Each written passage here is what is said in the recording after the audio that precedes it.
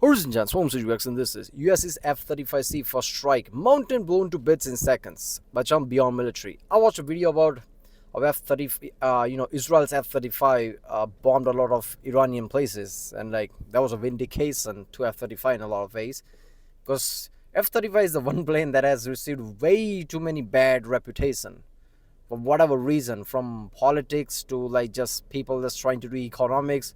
Oh, what's the point of F-35? Like, we're not doing anything, like it's cost too much and all that shit, right? And that trickled down to technology as well. Oh, F-35 is not even that good. Like, okay, just because it compromises certain things for stealth doesn't mean it's not good. Electronics makes up for it. So I have videos like this, like why F-35 is good, like people can see it, right? So I'm guessing like this was F-35C. So I'm guessing that's Marine one, right? Or is it like Navy one? Yeah, Navy one, right? I don't know. So yeah, Navy one, I think. Yeah. So in this one, I'm guessing this is military strike, American used, I guess, not Israel, but we'll see. It's gonna be interesting. Let's do it. This guy is about to find out why you don't mess with U.S. boats. This strike is just the latest example the U.S. is showing Iran and their proxies that they mean business. But this was more than just another kinetic strike. Rather, the F-35C pilots of the Black Knights just made history by blowing this launcher up.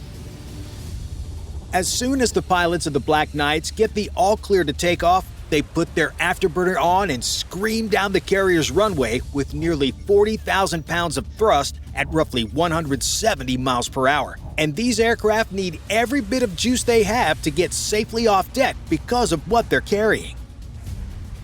This is officially called the BLU-109 bomb, but you may know it as the Bunker Buster. This 2,000-pound bomb earns its name because it can penetrate up to 8 feet of reinforced concrete, 20 feet of hardened rock, and 100 feet of soil. It does this through the 1-inch thick steel casing that surrounds its body and the hardened steel penetrator. The Bunker Buster works by contacting the target with a huge force that sets off a time-delayed fuse between 25 and 100 milliseconds. This gives the bomb enough time to travel deep underground and explode, causing catastrophic damage. Each of the F-35s on this mission is carrying 2 of these Bunker Busters. But what are those bombs next? Yeah, I'm not gonna lie. Like a lot of like Afghanistan, people just went into the mountains, right? People just goes into the caves and shit, underground and shit, with the Saddam and everything, right, in Iraq. Americans are, oh, is that right? Is that how we're doing it? Okay. Yeah, America is not just playing around for past few decades. That is a scientific hub on the planet. So just gather all of it. Okay, what should we do? I don't know. Let's create something that digs inside the fucking ground. Yeah, we can do it. Why the fuck not? There you go. Bunker busting. That's a flex of all another kind. To them. Known as GBU-31 Joint Direct Attack Munitions, each of these bombs are your standard Mark 84 general-purpose bombs with a twist. If you look at the ends of each bomb, you'll see a set of fins. These fins are part of the guidance kit that turns these dumb bombs into GPS-guided precision weapons capable of steering themselves onto a target once released. But why are they carrying 2 of these and not 4 Bunker Busters? After all, why wouldn't the US want more bang for their buck? The reason for this is the target they're going after. You see, the Houthis have been firing a variety of anti-ship cruise missiles at military and commercial shipping since 2023. These missiles are often stored far away from the coast in mountains and inside caves. When the Houthis get firing data, they relay this to their missile units, who pull the weapons out, fire, and retreat back inside to safety. For months, the Houthis have been using these 2 mountaintops along the border of Marib and Al-Baida governorates. Between these 2 mountain bases, Houthi rebels. Yeah, damn terrorist organization. I don't know what their goal is. Like, just cause enough terror that what people cave in.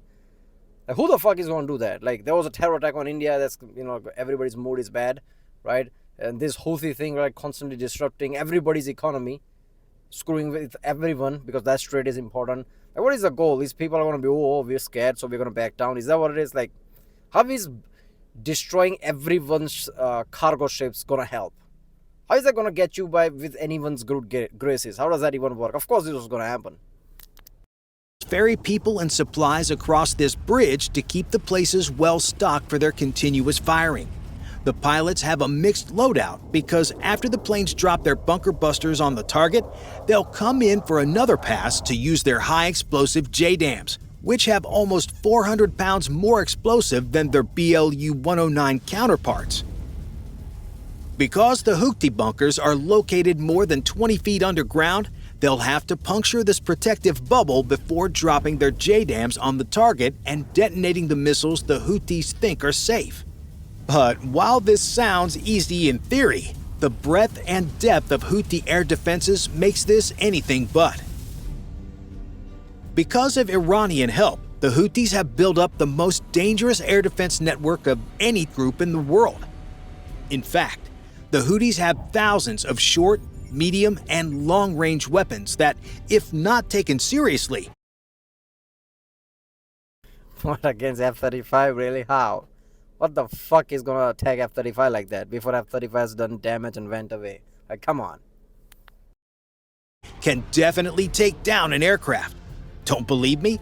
Over the past 5 years, the Houthis have shot down around 50 drones and aircraft, including a Saudi fighter jet and an American Reaper drone. So these guys are about that business, and here's how. For short-range targets, the Houthis have an abundance of man-portable systems like Soviet Ilga, hundreds of multi-barreled ZSU cannons, and Soviet SA-67 missiles with a 12-kilometer range. While these threats are certainly deadly for helicopters and very low-flying aircraft, they'd be as useless as a super soaker trying to hit jets at 30,000 feet. Because of this, the pilots of the Black Knights have to worry about the Houthis' arsenal of medium and long-range defenses. For their medium-range defenses, the Houthis mainly employ Iranian-provided SA-2 missiles. These missiles have a roughly 30-kilometer range and have a high fragmentation warhead for area denial. However, the pilot will have a metric ton of these fired at him to score a hit. Because of that, the pilots mostly fear the Houthis' long-range air defense weapons like the Fader-1, which is a modified S-75. Yeah, that is if they detect F-35. And by detection doesn't mean, oh, by the way, there is an F-35 in the air. Where specifically? Iran can detect F-35, great, but where? Okay, you've seen an F-35. So what? This is like the Undertaker, like the gong happens, oh shit, here's the Undertaker. Where the fuck is he? How are you going to find it? Right, like targeting specifically, even if you do it, enough time has passed that F-35 has done its job and walk away. Like, come on. With a range of roughly 100 kilometers and a maximum ceiling of 25 kilometers, this missile can wake up pilots and make them smell the roses. Although they don't have many of these, combining them with less capable weapons to confuse or distract pilots can be a very deadly combination. Thankfully for the Black Knights, their F-35s have some amazing technology to make even these missiles no better than high-priced paperweights. In aviation, the radar cross-section, or RCS, is how big of a return you look like on an enemy's radar. The bigger the return, the better the chance you have of getting deleted out of the sky. If you have a small return, you could just look like some clutter or a cloud, since radar screens don't display entirely clean screens no matter how well you tune them. And how does the big F-35C look on radar? According to publicly released data, the F-35C has an RCS of 0.0015 square meters. To put that in perspective, that's about the size of a golf ball. But that golf ball is at 30,000 feet traveling at Mach Jesus, so good luck even seeing, much less shooting that. The F-35 is able to obtain such a small RCS through some amazing technology ripped right out of a John Clancy novel. A thick layer of radar-absorbing paint coats the skin of every F-35. This reduces the radar cross-section by absorbing the energy output of a directed radar beam and returning very little of it. Besides the paint job, about 35% of the F-35 is made out of composite materials. These composites are much less reflective than steel. Think of it kind of like a mirror. Which one would reflect more light? A regular clear one or one painted black? It's the same principle. Other obvious stealth technology is the Alright, anybody who knows basic physics would know that you can't just absorb anything without actually, transferring energy. So if you're absorbing energy, you're getting energy. Implying energy might turn into heat. Now, okay, radar signals are not the only way to get those radar signals. Radar is everywhere, even from the space it comes, right? So you're just littered with radar, radio waves. So how does that, translate? The reality is that radio waves don't have that much energy, right? That's why they can so big waves and travel long distance, because very low energy in a way. So maybe if you get absorbed radio waves in an immense amount for a long ass time, then maybe plane hits up. But for operation, I think it would be fine. So yeah, this is interesting. I've seen some comments people talking about okay, if you absorb these radio waves, radar waves, right? So wouldn't that cause plane to hit up? No, I don't think that's enough. absence of sharp edges. If you look all around the aircraft, you'll find nary a hard edge. This was done on purpose to have rounded edges that don't reflect radar energy or a straight edge. All of these features combined are what makes the F-35C basically invisible on radar. But despite all these amazing features, none of them are really even needed, thanks to a new secret weapon joining the formation for the first time in naval history. If you were paying close attention when the formation was taking off, you might have seen what looked like an F-18. However, this is not another fighter jet taking off with the F-35s. Rather, this aircraft is an EA-18 Growler, and these Growlers are carrying a brand new system that will save these pilots' lives in the next few hours. If you look at this Growler, you'll see some long cylindrical objects underneath it. These objects are called jamming pods and are a core weapon when defeating enemy air defenses. For you see, the Growler is not equipped with bunker busters and JDAMs. Rather, it carries these AGM-88 high-speed anti-radiation missiles on its wings. These specially designed missiles are meant to lock onto an enemy air search radar and blow it to smithereens. This helps clear the path for the fighters to make it to the target. Yeah, I get that, but isn't that an issue in itself? Okay, it can destroy it, but the one it doesn't destroy, wouldn't it be able to pick it up? It's F-18. That's the one that's turned into this Growler, right? See, this is this kills all these satellites and things, right? But it's not F-35. It's not F-22. It's not a stealth plane. So isn't that a problem if you're flying with it? Doesn't that give away your position in a way? I would think it's not flying together F-35 at a distance that's safe enough, right? Because if it's just in close proximity, that's just weird. Target area safely. But thanks to this new system, the Growlers no longer have to fire a shot in anger.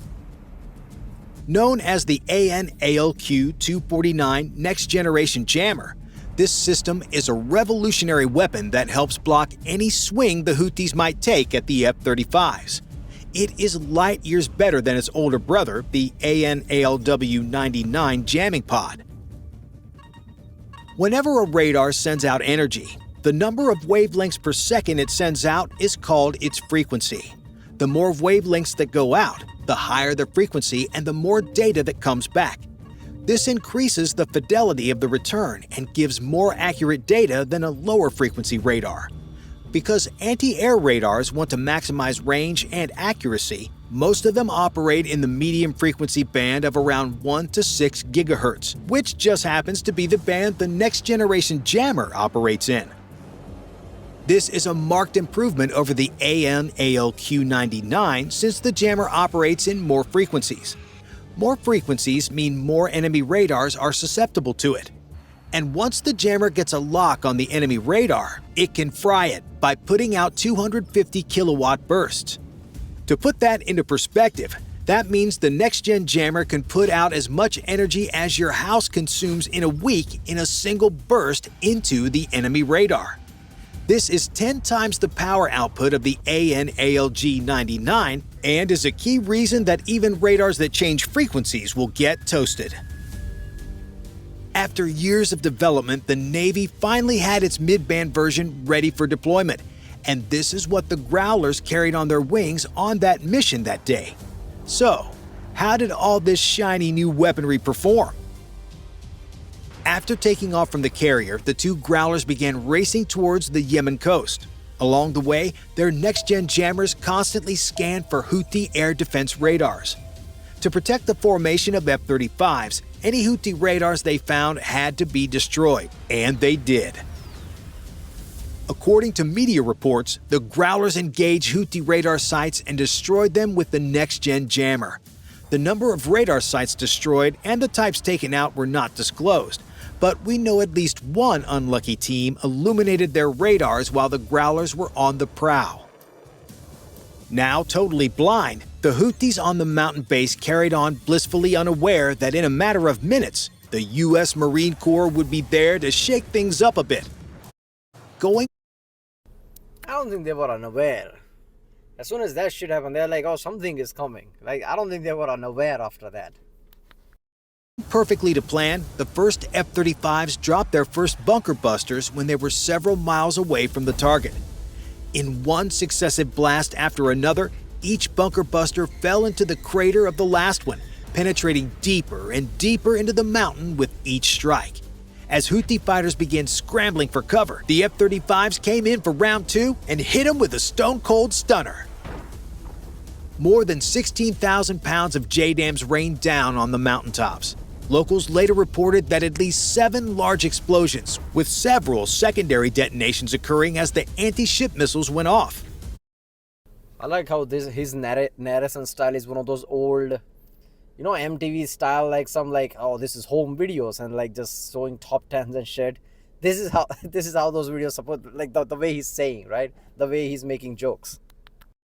When it was all said and done, Houthi media reported that the tops of both mountains had literally been taken clean off. But what about the Marine fighter pilots of the Black Knights? Thanks to the F-35's exceptional stealth capabilities combined with the effects of the next-generation jammer, all the pilots made it back home safely. In fact, they were back just in time to watch their handiwork on CCTV while chowing down on pizza and wings, any sailor's Saturday favorite, while underway. Bye for now. I like how he rubbed it in the end. Oh, they were in luxury. There is the AC inside F-35C. They were sitting in AC, drinking their Coca-Cola or some shit. Blew up, pressed the button, went home, went to the ship and just like chilled down. That wouldn't be that far off because the new F-22 and F-35s, fly-by-wire system, everything makes them like really stable, right? So it must be like sitting there. Obviously, it's a fighter plane, but once in the air, it must be like, oh, I press the button, there goes the missile, bye, going home now. Right, well, that was US F-35C's first strike, mountain blown to bits in second. Watch on Beyond Military. If you like my content, don't forget to like, subscribe, and I'll see you next time.